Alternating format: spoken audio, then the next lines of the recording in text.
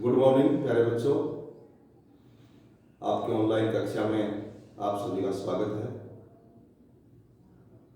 हम आशा करते हैं कि आप अपने स्वास्थ्य का ध्यान रखते होंगे और रखना चाहिए, अपने परिवार का भी ध्यान रखना चाहिए। आप सभी ऐसा करते होंगे, हमें ऐसी आपसे आशा है। तो आज हम हमारे टॉपिक पे आते हैं। +1 इतिहास। इतिहास विषय के अंदर हमने पहली वीडियो में मेसोपोटामिया की सभ्यता के बारे में आपको कुछ थोड़ी बहुत जानकारी दी। उसमें सबसे पहले हमने बताया था कि जो मेसोपोटामिया की सभ्यता है वो एक संयुक्त सभ्यता है। इसको हम क्या बोलते हैं? संयुक्त सभ्यता। इसको हम संयुक्त सभ्यता क्यों बोलते हैं? क्योंकि इसके अंदर असीरिया, सुमेर और बेबीलोन, इन तीनों सभ्यताओं का सम्मिलित रूप है। क्या है इन तीनों सभ्यताओं का? तीनों सभ्यताओं का सम्मिलित रूप है, इसलिए इसको हम संयुक्त सभ्यता भी बोलते हैं। और जो मेसोपोटामिया की सभ्यता है उसकी जो खोज है, उसकी जो जानकारी है, उसका जो पता चला है हमें, वो सन 1901 ईस्वी में है। इंग्लैंड के पुरातत्वविद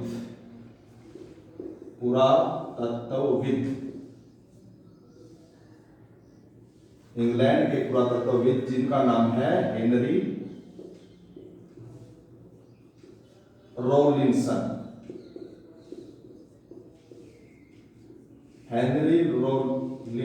नाम के वैज्ञानिक ने, पुरातत्वविद ने इस सभ्यता का पता 1901 ईस्वी में लगाया। इसकी हमें जानकारी दी गई। तो हम बात कर रहे हैं असीरिया सभ्यता की, जिसके बारे में हम बता चुके हैं आपको कि जो असीरिया सभ्यता है उसका जो फाउंडर था, जो संस्थापक था, वो अशुरदान नाम का व्यक्ति था। अशुरदान बहुत ही अच्छा साबित हुआ, सभ्यता का विस्तार किया, सभ्यता विकसित हुई। अशुरदान के बाद आता है अशुरबनीपाल।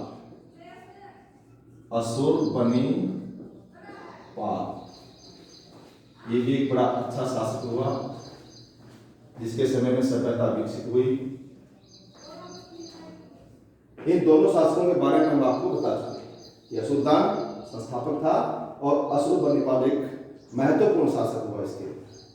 इनके असुर देवता के बारे में बता चुके हैं। ये लोग धार्मिक थे और निराशावादी भी थे ये लोग, और रूढ़िवादी भी थे।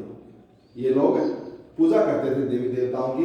इनका जो देवता था उसका नाम भी हम आपको बता चुके हैं, असुर नाम है इनके देवता, जिसको ये लोग युद्ध का देवता मानते थे। युद्ध का देवता क्या मानते थे? इसको युद्ध का देवता मानते थे। तो ये असीरिया सभ्यता की बात हम आपको बता चुके हैं। अब आते हैं हम सुमेर। जो सुमेर की सभ्यता थी वो इनमें सबसे अग्रणी सभ्यता थी, अग्रणी, और सबसे विकसित भी थी, सबसे विकसित सभ्यता थी। क्योंकि जो यहाँ के लोग थे उन्होंने सबसे पहले लेखन कला बोलते हैं जिसको, क्या बोलते हैं? लेखन कला में महत्वपूर्ण योगदान दिया है। वहां पर जो राजा होता था वो सर्वोपरि होता था, सारी शक्तियां उसके अंदर निहित होती थी। क्योंकि ये जानकारी हमें इसके दो महत्वपूर्ण नगर, एक का नाम उर और एक का उरुक, इन दो महत्वपूर्ण नगरों से वहां की जानकारी हमें प्राप्त हुई है। सुमेर सभ्यता लेखन में अग्रणी थे। लेखन कला का विकास सबसे पहले सुमेर के अंदर हुआ। अब आता है हमारा बेबीलोन। बेबीलोन भी एक महत्वपूर्ण सभ्यता कहलाई। वहां के जो संस्थापक हुए उनका नाम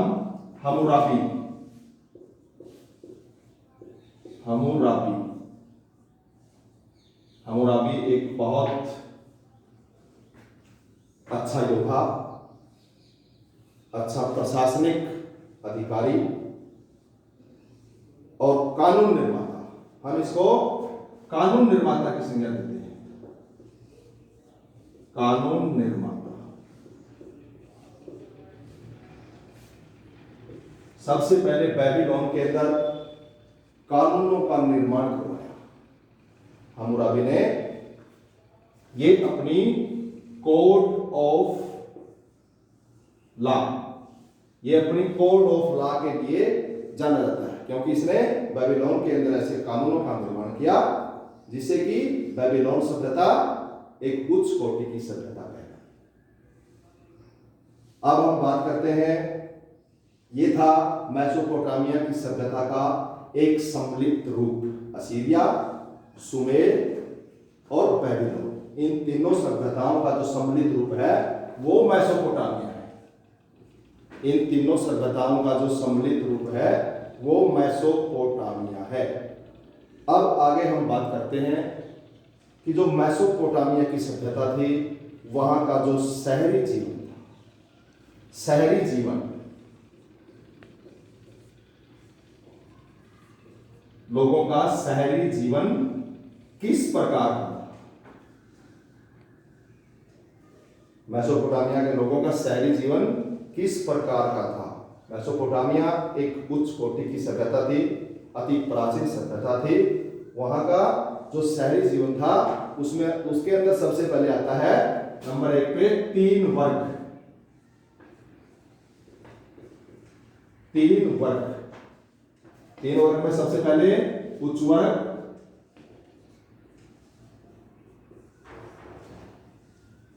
उच्च वर्ग के अंदर कौन आते थे? पुरोहित, पुरोहित राजा, पुरोहित राजा, अधिकारी और लिपिक। पुरोहित, राजा, अधिकारी और लिपिक। लिपिक कौन होते हैं? जिसको हम आजकल कलर भी बोल देते हैं। ये उच्च वर्ग के अंदर आते थे, पुरोहित, राजा, अधिकारी और लिपिक। और दूसरा वर्ग था इसके अंदर मध्यम वर्ग।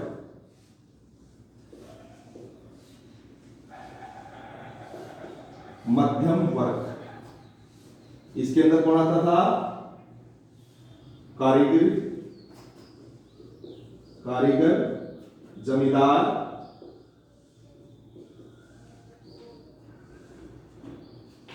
दुकानदार,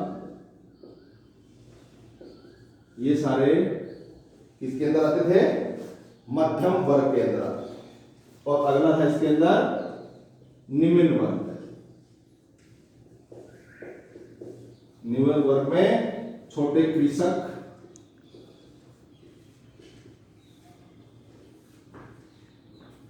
छोटे कृषक और दास, जो युद्धबंदी। दास कौन से होते थे? युद्धबंदी। तो यह था इसका पहला 3 वर्ग। शहरी जीवन के अंदर उच्च वर्ग अलग था, मध्यम वर्ग अलग था और निम्न वर्ग अलग था। उच्च वर्ग के अंदर पुरोहित, राजा, अधिकारी और लिपिक। मध्यम वर्ग के अंदर कारीगर, जमींदार, दुकानदार। निम्न वर्ग के अंदर छोटे किसान और दास। ये था पहला वर्ग। 3 वर्ग।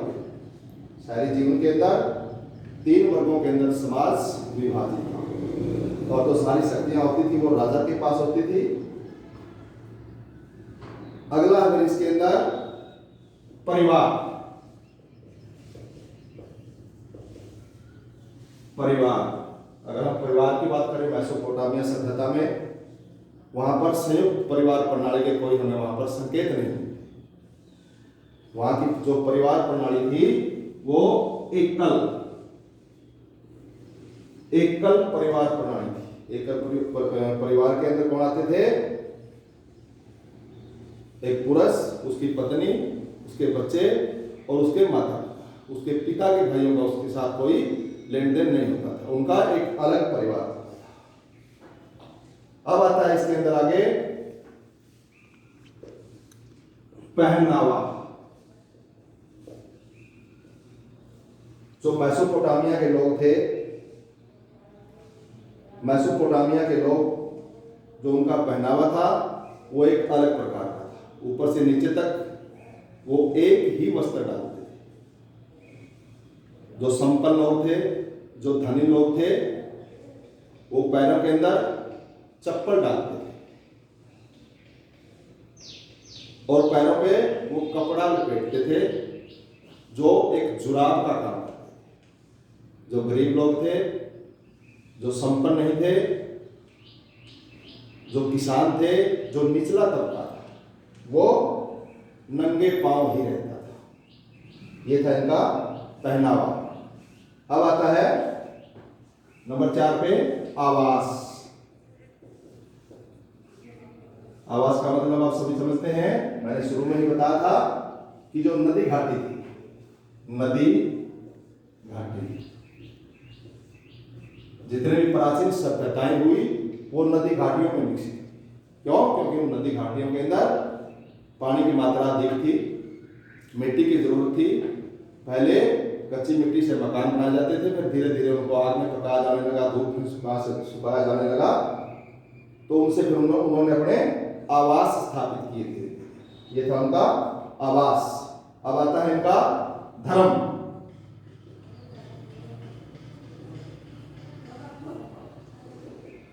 धर्म, ये लोग धार्मिक हैं। ये लोग मृत्यु से, अकाल से बड़ा घबराते थे, अपने देवी देवताओं की पूजा करते थे, महामारी बीमारी से भी बहुत डरते थे। ये अपने देवी देवताओं की अच्छी तरह से पूजा करते थे। तो ये था इनका धर्म। अगला आता है इनका शिक्षा, एजुकेशन। एजुकेशन के अंदर